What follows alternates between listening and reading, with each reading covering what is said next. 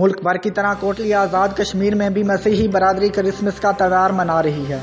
मसीही बरादरी ने मजहबी त्यौहार के मौका पर कश्मीरी भाइयों की आज़ादी के लिए खसूसी दुआ की। उनका कहना था कि एक दिन ज़रूर आएगा जब हम अपने कश्मीरी भाइयों के साथ आज़ादी का जश्न मनाएंगे। इस मौका पर सिक्योरिटी के भी सख्त इंतजाम किए गए थे। इस हवाले से मजीद बात करते हैं कोटली से अपने नुमाइंदे मोहम्मद नदीम चौधरी से, जो इस वक्त चर्च में मौजूद हैं। जी मोहम्मद नदीम चौधरी, बताइएगा। जी बिल्कुल, मुल्क भर की तरह पाकिस्तान और आज़ाद कश्मीर में भी मसीह बिरादरी आज अपना मजहबी त्यौहार बना रही है। मैं इस वक्त मौजूद हूँ गुलपुर चर्च में। यहाँ इस चर्च के पादरी अरशद जॉन साहब हमारे साथ मौजूद हैं। इस दिन के हवाले से उनसे बात करते हैं कि वो क्या पैगाम देना चाहते हैं। जी आपका शुक्रिया जी कि आपने हमें याद किया है, थैंक यू। खुदा आपको बरकत दे।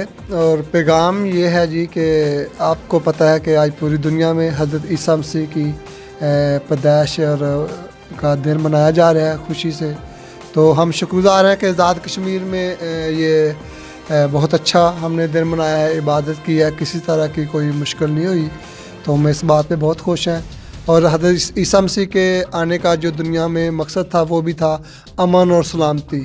तो आपकी अमन और सलामती का पैगाम भी दिया है और हम ये दुआ भी करते हैं, तवक्को भी रखते हैं, उम्मीद भी रखते हैं कि जिस तरह हमारे बहन भाई आज़ाद कश्मीर में मकबूजा कश्मीर में दुख उठा रहे हैं तो अल्लाह ताला उनको भी आज़ादी अता करेगा। और इसी तरह हम सब मिलके एक दिन ऐसा होगा कि ये आज़ादी का जश्न सारी दुनिया के सामने मनाया जाएगा कश्मीरी अवाम के साथ। सो खुदा आप सबको बरकत दे, आमीन। जी जैसा कि आपने सुना कि उनका पैगाम है कि हमारा पैगाम जो अमन का पैगाम है।